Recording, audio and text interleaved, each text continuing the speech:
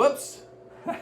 I just accidentally pushed the button to stop. So we were talking about this bathroom and these floors here that being waterproof. And what I was saying is anything that you can do to keep the moisture out from underneath your flooring is something that you really want to do. The tile in the bathroom looks like it was installed by a handyman, not a professional tiler. They did an okay job, but it's not perfect. There's things here that someone who is in the know would look for, like the fact that this tile sticks up farther than this. It's not flush, right? So that doesn't mean that it's poor quality work or that there's a problem. It's just that when the tiles aren't flush, you can have problems with the grout lines. And when it's not flat, it's a little harder to clean. That's really all there is to it. The tub has been painted. This is a beautiful shining white tub because they recently painted it. And what that means for you is that that paint probably is going to come off.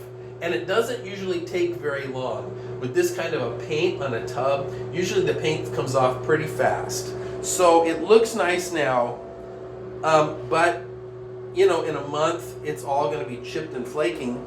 I would suggest that you consider that also when you decide, if you decide you like this house and you want to put a bid in on it, that you're going to end up paying for a tub replacement pretty soon, and all that stuff's going to have to be taken out and something done about the tub, either replaced with a fiberglass tub, or there is a coating that you can put on there that doesn't look like this that also would work. Now, it's possible if this is a tub coating, but if it is, I can tell you by the look of it that it's not a quality tub coating, so it might last a little bit longer than just a regular paint application, which is what it looks like to me.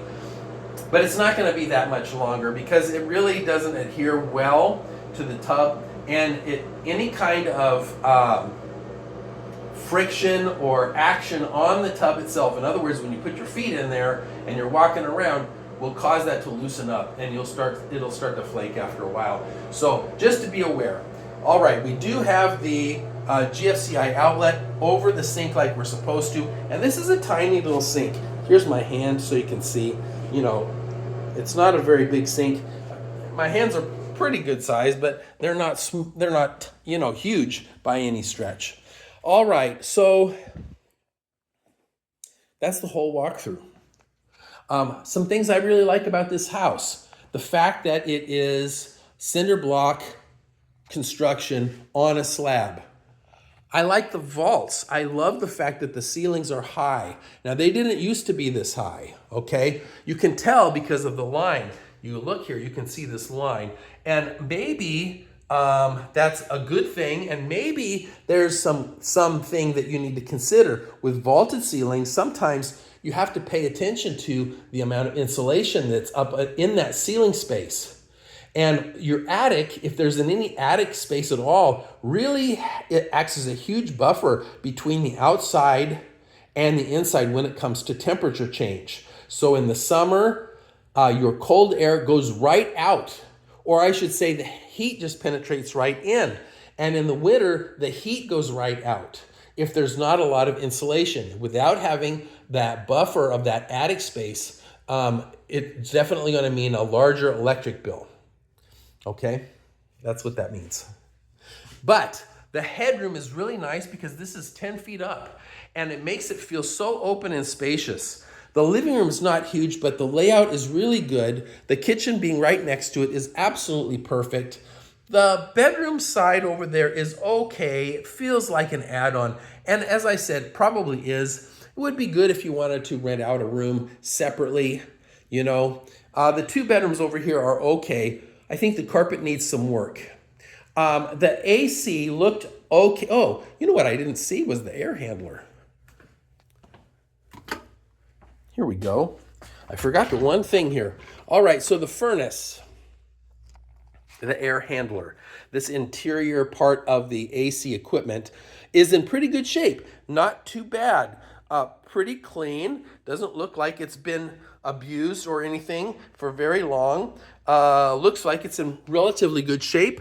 So I'm happy with that. All right, so now that's all of it. Finally, we got the whole thing. So at the end of the day, of course, you have to decide what you want. I think this house has a lot of things going for it, but just like with any property, especially something that's been previously lived in, as this one has been because it was built in the 50s, there's going to be things, okay? Every single one is going to have things in it that are not going to be exactly perfect. And you have to get past that. You have to understand that there is going to be some give and take. You get a low price on a home like this, but because it was built in the 50s, it's going to have certain things about it that you're going to have to just put up with. You can always update later, right?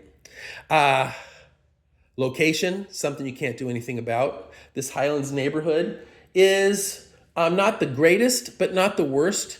I still, once again, will say you need to make that determination for yourself. And the way that I would do it would be checking greatschools.com to see the quality of the school and compare the rest of Jacksonville schools to the elementary or the middle school that's right down the street. It's an elementary school. Highlands Elementary is right here. So check that, but compare it to the other elementary schools in Jacksonville, because the rating that Great Schools has is a nationwide rating. It does not compare to other schools specifically in this area. Does that make sense? And you really want to know, once again, how your neighborhood stands up to the other neighborhoods in the city. The second thing that you should do is go to the Duval County Sheriff Crime Map and put in the address. After you've put in another address, somewhere in Jacksonville, preferably, where you can use as a baseline. And then you'll be able to see what the crime rate is in the area around this house.